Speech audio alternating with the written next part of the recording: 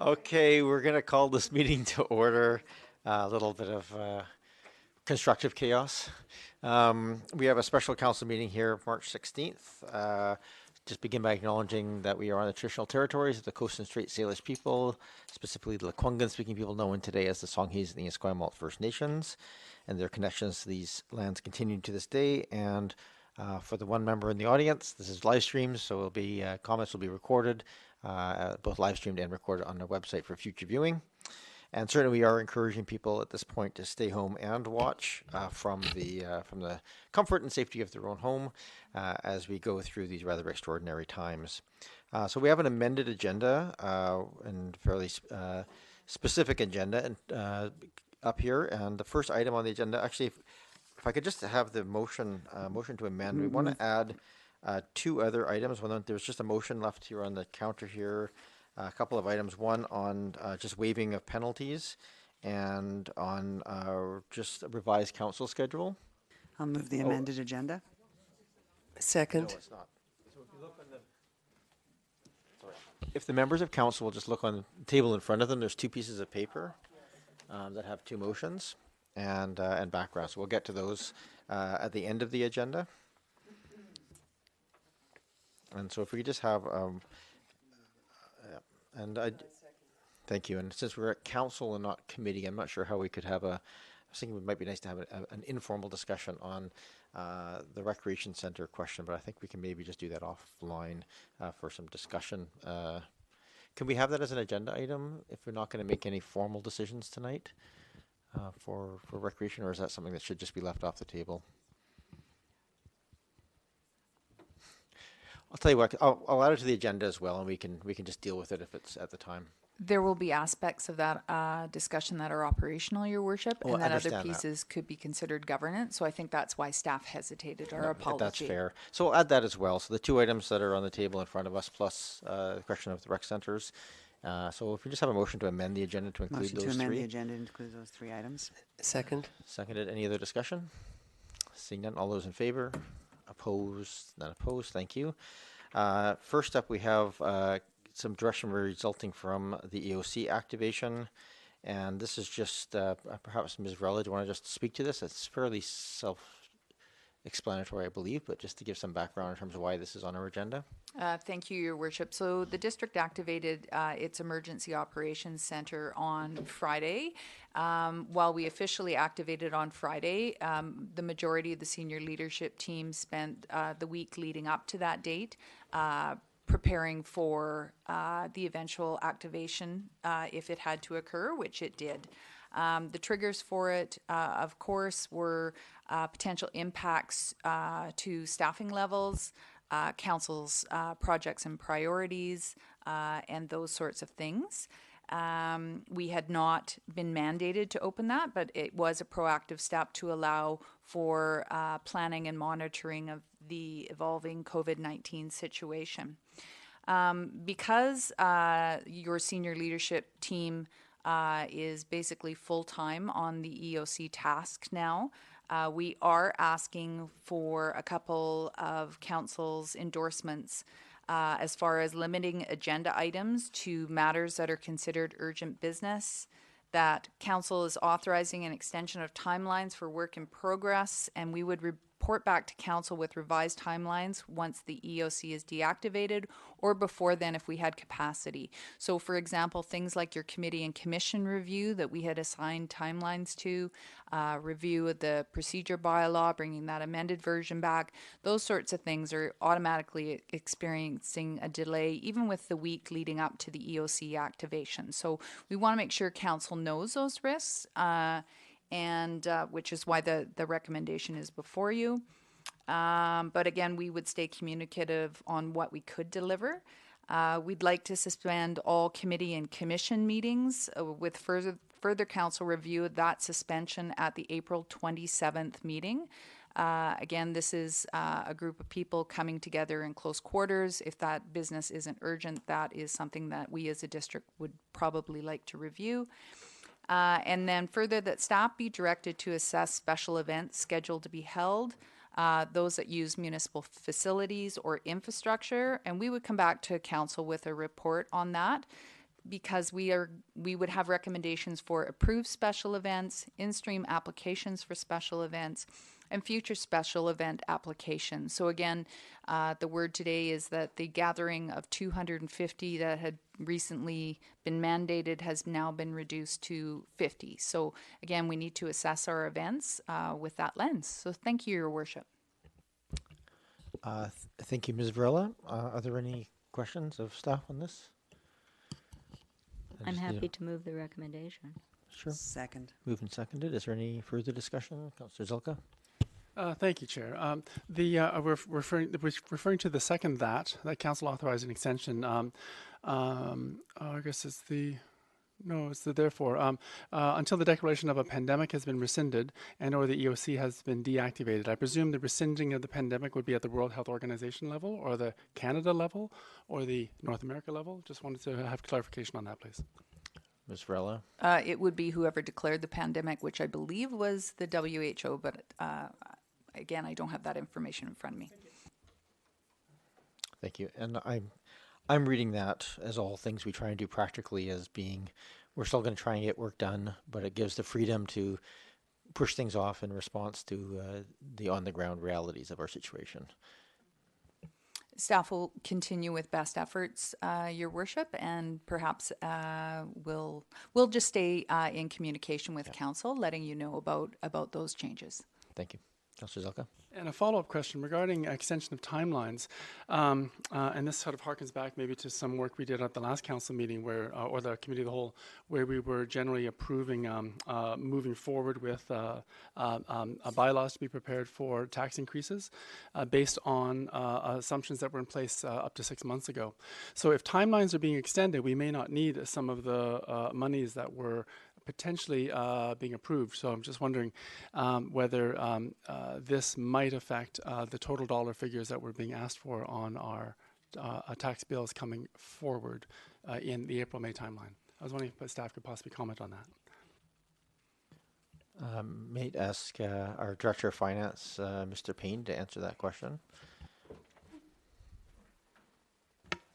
Absolutely, Your Worship, and through you to Councillor Zelka. The majority of the projects in the financial plan relate to capital projects and special council initiatives. So those projects, whether or not they continue in the financial plan, will not impact the tax impact. And typically what happens is the funding for those projects would just carry forward. So if staff timelines are impacted by COVID-19, that funding would just carry forward into 2021 alongside our work plan. A number of the initiatives that do impact the tax impact, presumably possibly cannot get spent this year. For instance, the hiring of a number of staff members, urban forest management, but frankly, staff haven't analyze its capacity to complete those. And if those are to be ongoing operating expenses into perpetuity, might as well increase the tax to fund it in the future operations anyways. Thank you. Any other questions, comments? Seeing none, I'll call the question. All those in favor? Opposed and opposed. Next up, we have an item that was on the Committee of the Whole agenda, is now here. But the process will be the same. We'll just treat it essentially the same. At 336 Newport Development Variance Permit 094. Mr. Anderson, looks like you're here to speak to this item on the agenda tonight. Thank you, Your Worship, members of council. Yes, we have an application at 336 Newport Avenue, DVP number 94. This variance permit application proposes to vary sections of the zoning bylaw in order to undertake some renovations to the home, including the front stairs, adding 2 new dormers, and replacing an existing dormer. The home itself was constructed in 1912 with a dormer added to the south elevation of the home about 50 years ago. The proposed work is not taller than the existing building, but because of its legal non-conforming status, variances would be required to undertake the work. Similarly, the new front entry stairs reduce the amount of encroachment currently in the front yard, but still require a variance for their siting. So staff have reviewed the site with its location on a sloping setting. No significant overlook or daylighting issues are present. The south dormer will overlook the neighboring property to the south. However, this is an existing condition with an existing dormer. The applicants are proposing to plant 18 new trees, primarily located in the front yard and north yard, where growing conditions are preferable. Because of the rocky site, it is not anticipated the trees will reach their full maturity, and resulting in a 36% tree canopy cover, which is considered acceptable. Based on this review, staff consider the proposal to be supportable as it will have the least impact on the site and has little to no impact on adjacent neighbors. So the recommendation that council has is to consider approval of the application and give direction to provide notification to the neighbors of the application received. And with that, your worship, we do have the applicant's representative here if there are any comments or questions associated. Thank you. Thank you, Mr. Anderson. Are there any questions of staff or the applicant on this application? And just so I'm clear, the wording of this is a little different than we usually have at our committee of the whole. So this would be, if approved here, would still go out for notification to neighbors and come back to this table for a final decision. Your worship, yes. Thank you. I'd be happy to move the staff recommendation. I'll second. Moved and seconded. No other discussions, no comments. Councillor Green. Just briefly, I'm very pleased to see this done this way as opposed to demolition. I think that it will enhance the existing home, and I'm happy about that. So I thank the applicant for saving the home and enhancing its current design. Thank you. Thank you. Any other comments? Seeing none, that's certainly good enough for me to move it forward. So I will call the question then. All those in favor? Opposed? None opposed? Thank you very much for coming. That was a really straightforward one. Moving on to item number 3, procedure bylaw amendment. This is a recommendation to make 3 readings to the procedure bylaw amendment. Ms. Hopkins, you wanted to just give a quick overview of this for anybody watching at home? Thank you, Your Worship. So the proposed amendments before you are to allow more than 2 members of council to participate electronically in a council or committee of the whole meeting, should we need to conduct business and a number of council members not being able to attend in person for a number of reasons, given the current situation we find ourselves in. That would allow us to still make quorum and still be able to deal with urgent business as it may arise. So this is to simply just to change what is currently in the procedure bylaw for permissions for electronic participation. Thank you, Councillor Green and Councillor Ney. I'll move first reading. We can do a first and second reading, then we can have discussion. That's probably the simplest course. I guess, but So can we just we'll get moving. Can you move first? Can we move first and second together, Ms. Hopkins? Is that appropriate? And then we'll have discussion. Your Worship, that is fine. Okay. I'll move first and second reading. second. And then Councillor Ney, you wish to speak to it? Okay. Yeah. So does that include in-camera meetings as well? Ms. Hopkins? Your Worship, I think that council could make it so. Just for clarification, to the best of your knowledge, there's no other sections of the procedures bylaw that would forbid the electronic piece from being enacted in that case? To the best of my knowledge, no, there's no stipulation about that. I'd have to double check that for you. Okay.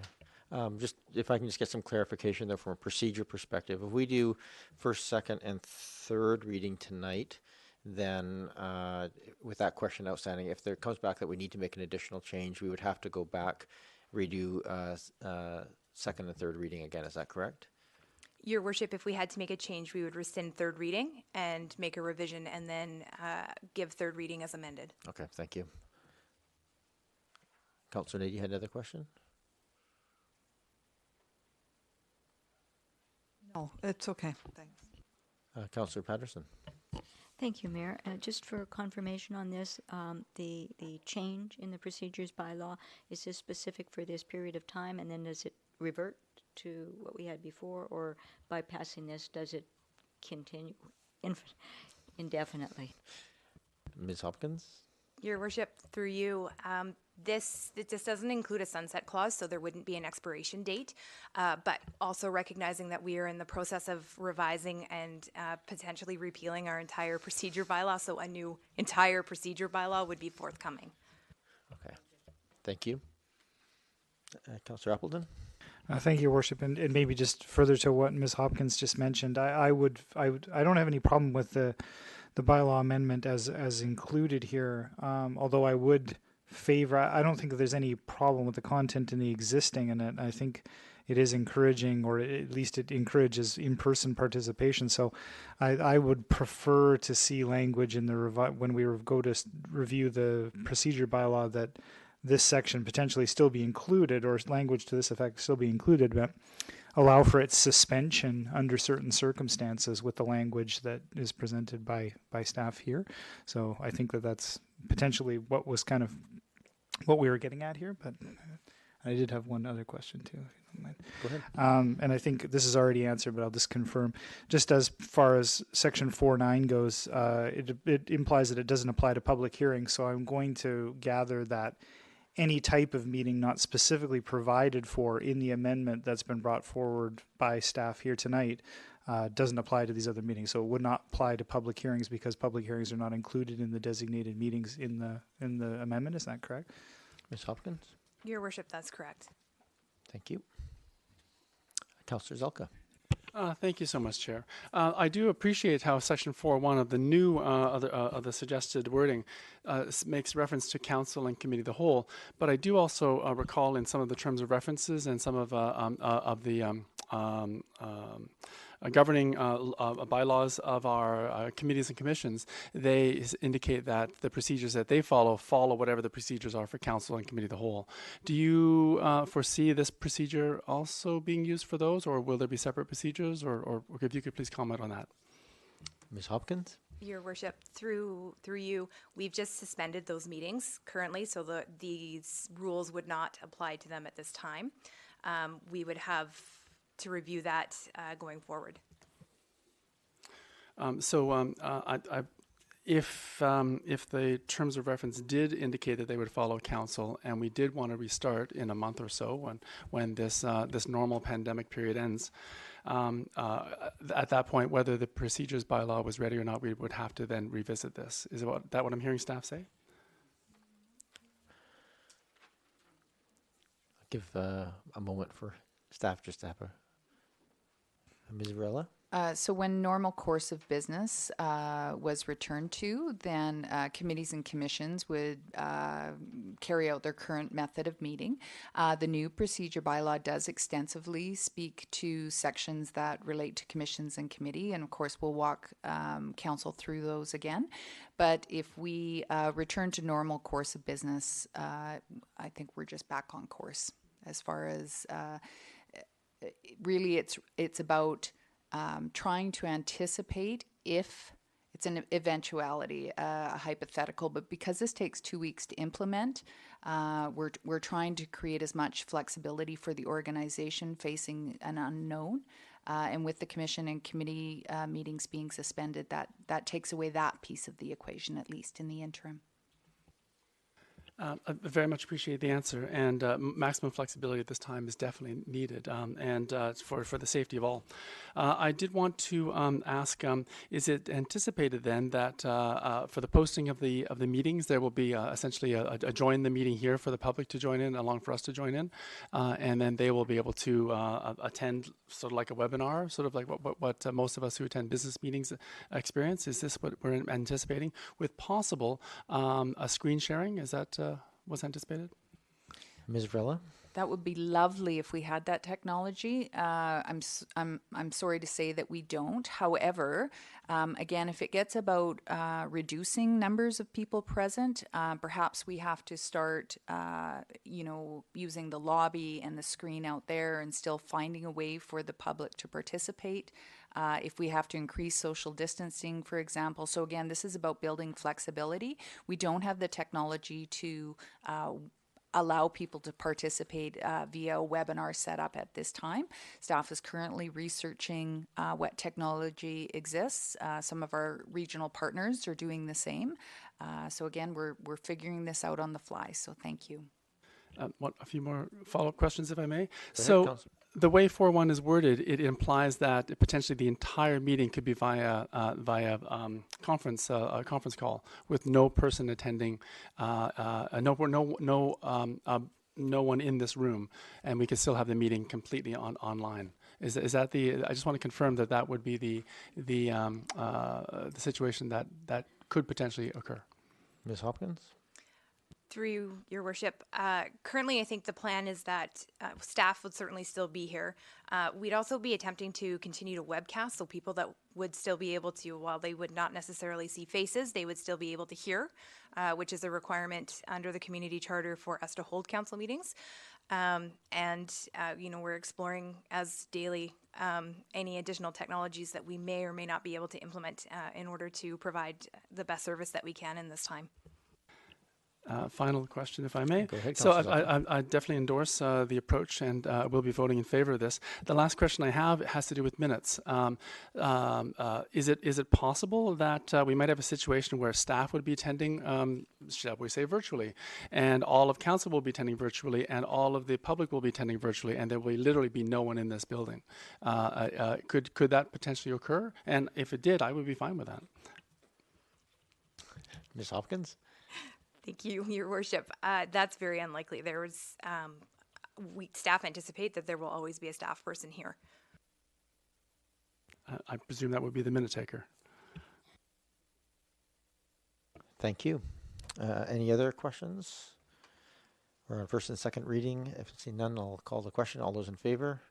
Opposed? None opposed? And we need a third reading at this time. I'll move third reading. Second. Moved and seconded. All those in favor? Opposed? None opposed? And I understand we'll come back with the answer on that one question there, Ms. Hopkins, so thank you. All right, moving on to new agenda item on number 4 on penalties. This is just a thing addressing penalties and interest on utility bills, and I believe Mr. Payne, Director of Finance, is here to explain this motion. Yes, thank you, Your Worship. Before you have a suggested motion for council to direct staff to prepare bylaw amendments such that utility bill penalties and interest could be waived starting today for an indefinite period until council feels is necessary.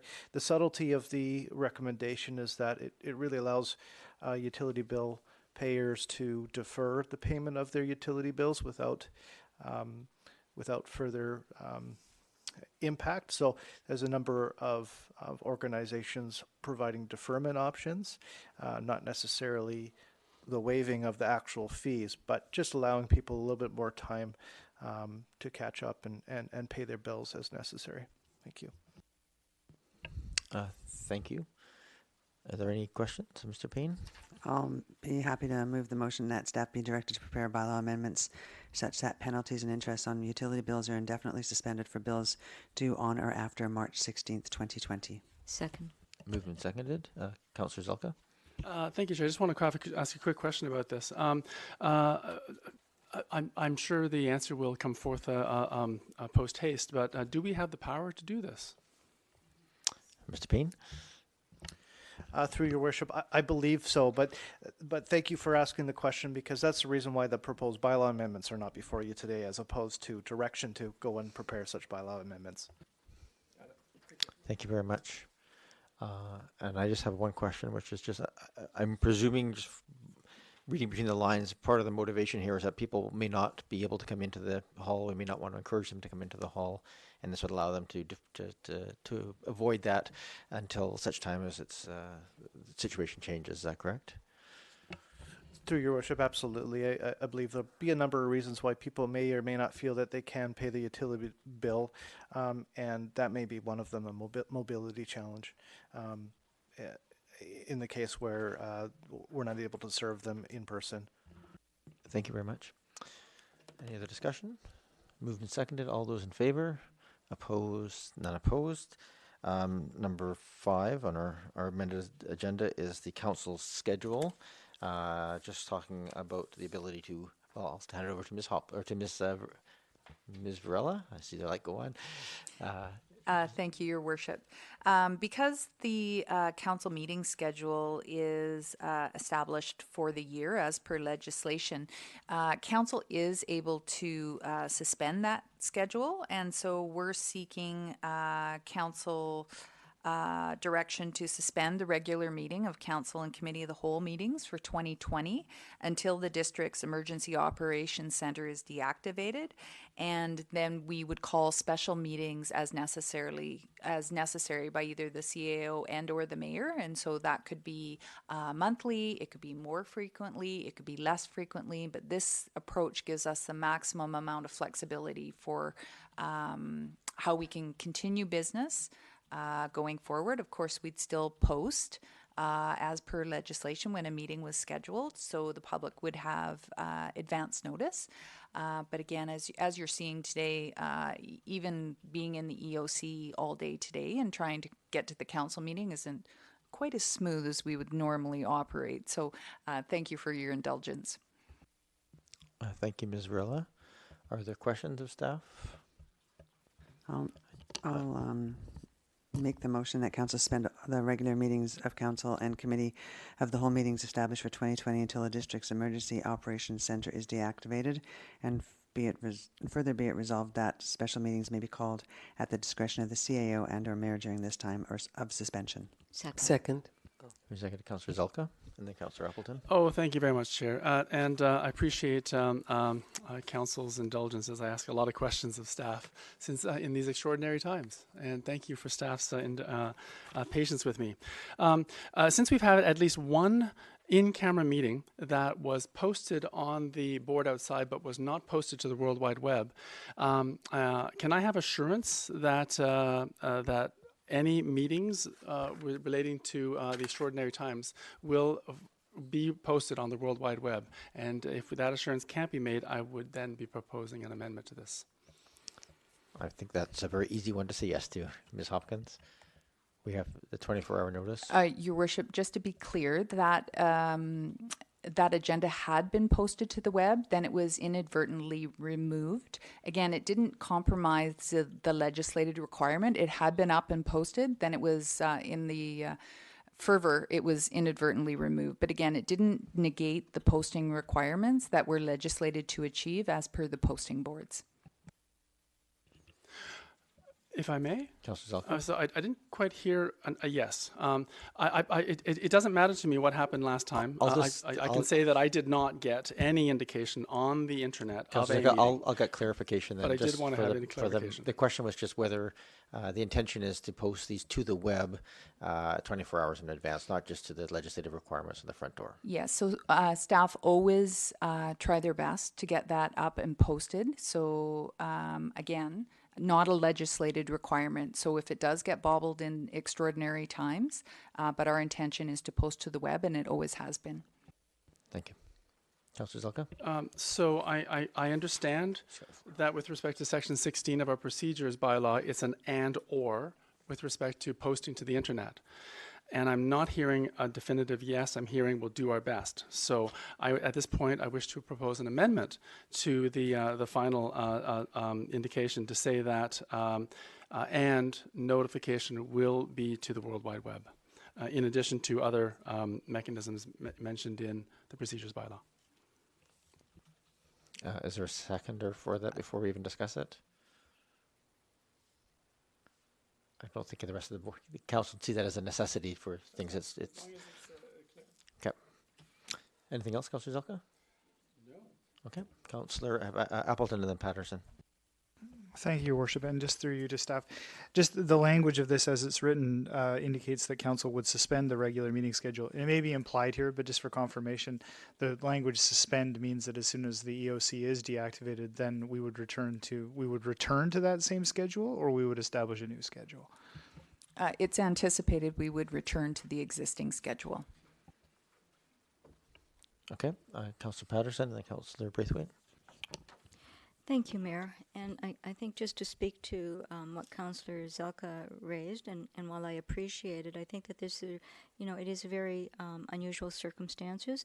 I am not presuming that all members of Oak Bay staff have the required background to post things to the web, and will use best efforts. But I think that really with the unusual circumstances, we will have to tolerate and perhaps even expect that we may be going to a more manual system to convey information, and even residents should perhaps be prepared somewhat to expect that as a way that they will have to perhaps receive information just in these unusual circumstances. Councillor Braithwaite, and then Councillor Green. Thank you, and I concur with Councillor Patterson, and I think that when that inadvertently happened with the last meeting, I think that you're right. It was posted to the website, and we as councillors all received an email, which I'm assuming as councillors we always read our emails that we receive from staff in regards to meetings. So we were all well aware of that meeting happening. Thank you. Let's just leave the former meeting behind us now at this point and deal with the motion in front of us. Councillor Green. Thank you, and I just want to reinforce what Councillor Patterson is saying. These are unusual times. None of us has ever been through anything like this before, and I think we have to support and give our staff the flexibility they need to run the operation. I think it's a learning process for everyone, and so I think we have to be patient. Thank you. Thank you. I think so we have a motion on the table currently as it is. Councillor Zelka? Thank you very much, Chair. I don't quite feel heard on this one. Sorry. So I appreciate a few moments here.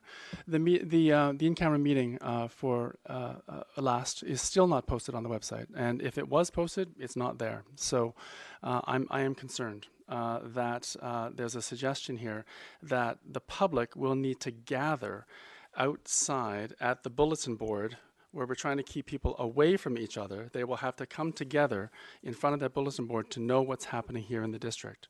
I would hope we would take advantage of our electronic means to encourage people to maintain the social distancing. But I'm not hearing from manual perspective that is actually an encouragement, it's a discouragement. So this is just the point I was trying to make, to encourage the fundamental suggestion from our provincial and federal medical officers of health who are encouraging social distancing. That's why I was suggesting the World Wide Web, but it was not seconded, so thank you.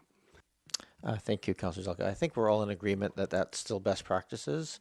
I think the concern here is just my reading of this is that staff will do that. However, there may be times, especially if people are off sick or there's limited things and mistakes may happen.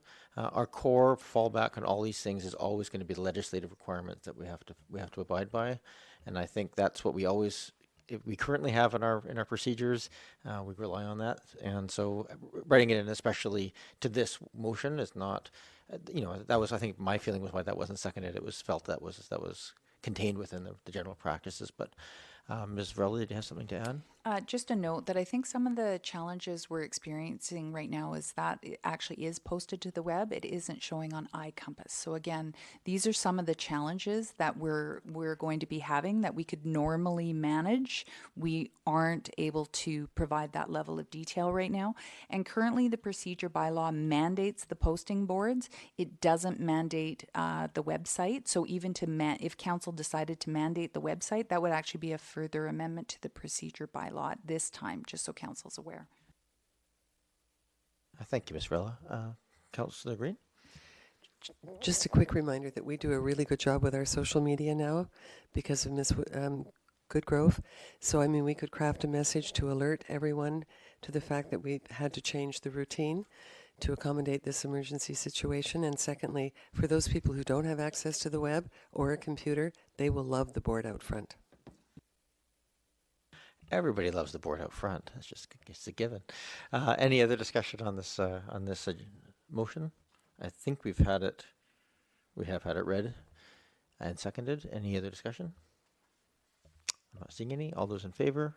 Opposed? None opposed. Thank you.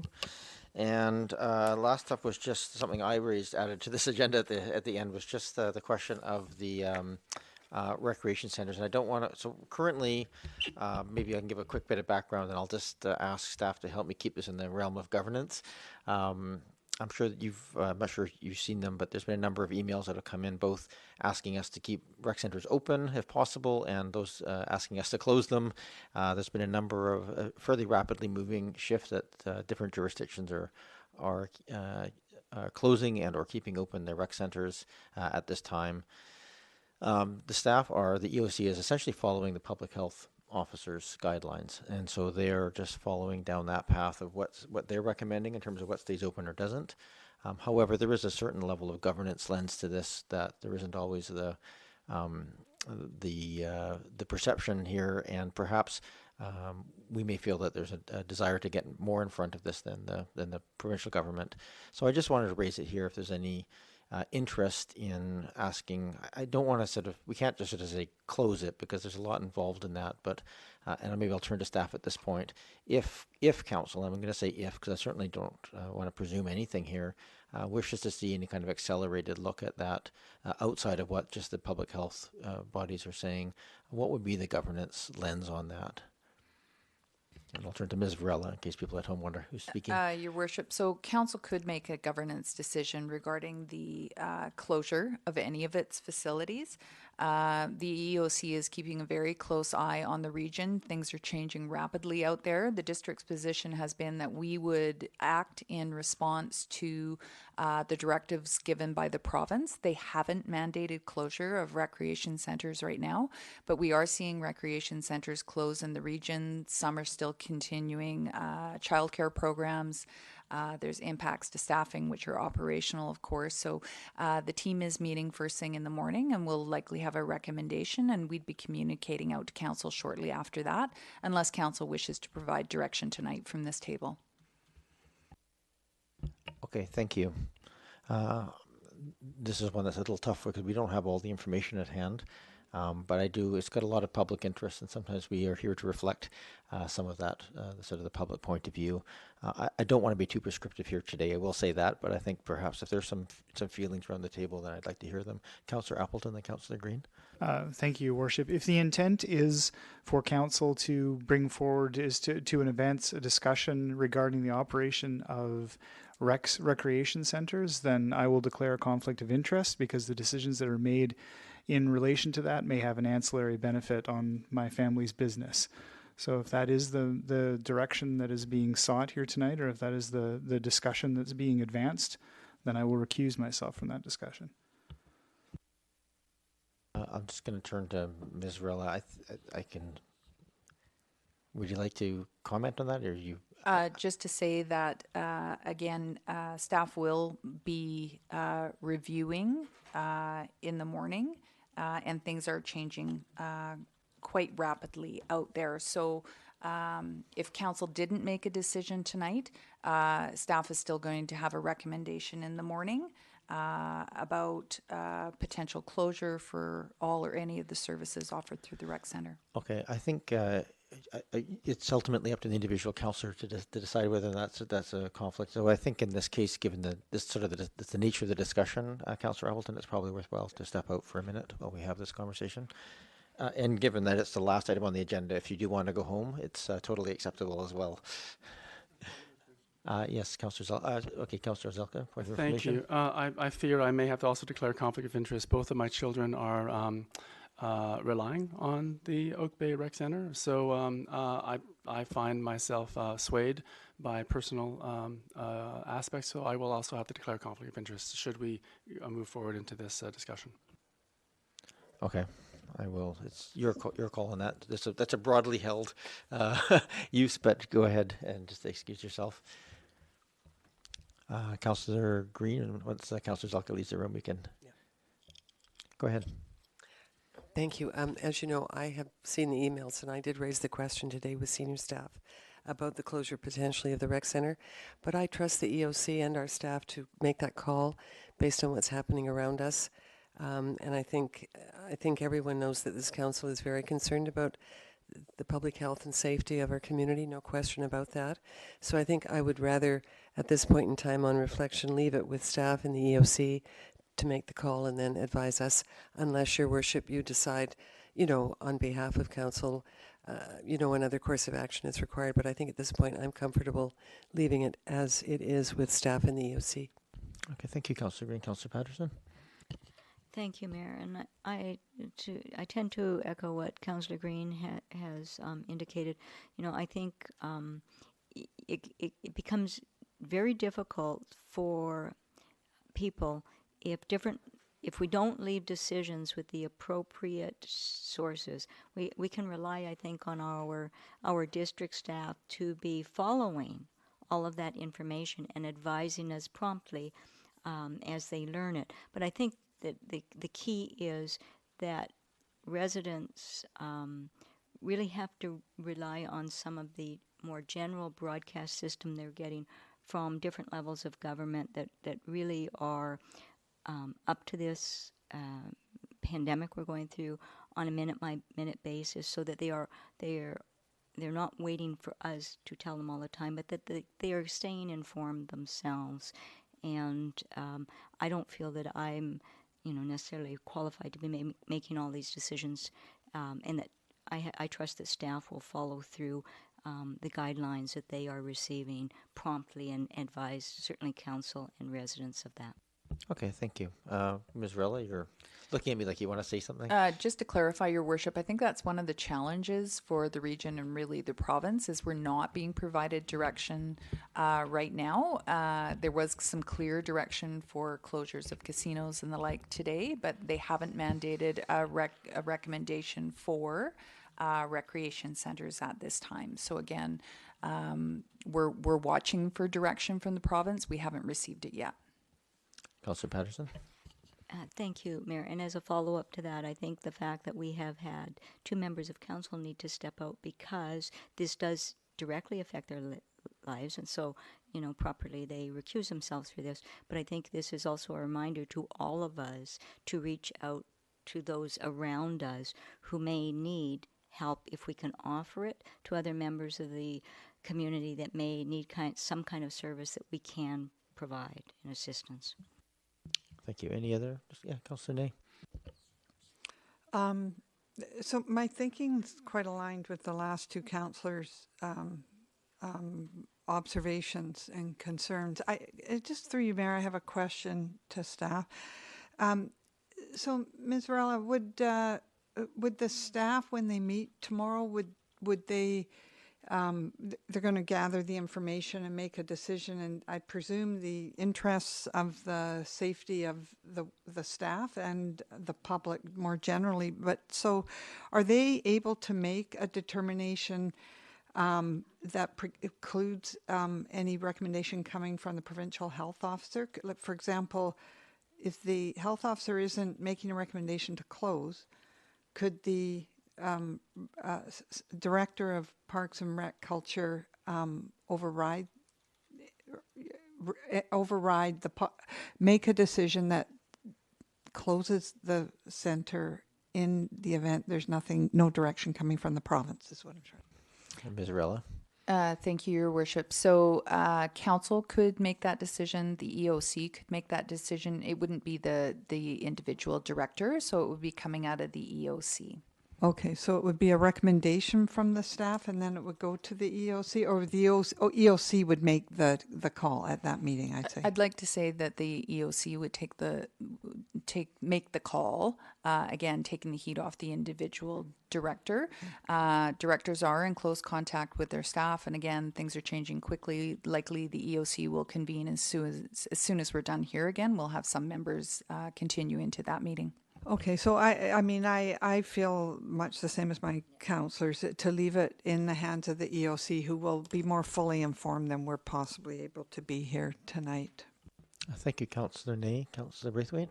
Yeah, and just to follow up to that too, I think that, there have been a number of recreation centers across the province who have closed, including Victoria, and many on the Lower Mainland.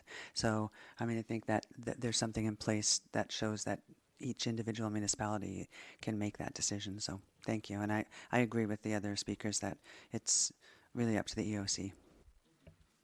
All right, thank you. And I will, I mean, there is a provincial call with the minister and mayors tomorrow. And so I will certainly be reflecting the request that they up their game a little bit to make some clarification, because I think some consistency between the different municipalities would be very beneficial in this situation. I think we're almost forced into if one person does it, the next person has to too, which is hardly the way to be making decisions. We want to be making it in the best interest of public health. So, sorry, Councilor Patterson, did you have your hand up? Okay. I think that satisfies me. There's no motion here required. I think an abundance of caution is always welcome, but I feel very strongly that the EOC, and just for the record, for those watching home, the EOC is essentially the senior staff, and our CAO, Ms. Varela, is the head of that. So it is internal staff. It is a very high level of directors who understand the operational needs and the specifics. So, Councillor Green. And Your Worship, for the benefit of the public, EOC stands for... Sorry, Emergency Operations Center. I can't do that too often. All right, so there's nothing else to do on that agenda item as I see it, so we'll just need a motion to adjourn. Move adjournment. Adjournment. Moved and second. All those in favor? Opposed? None opposed? Thank you very much. I guess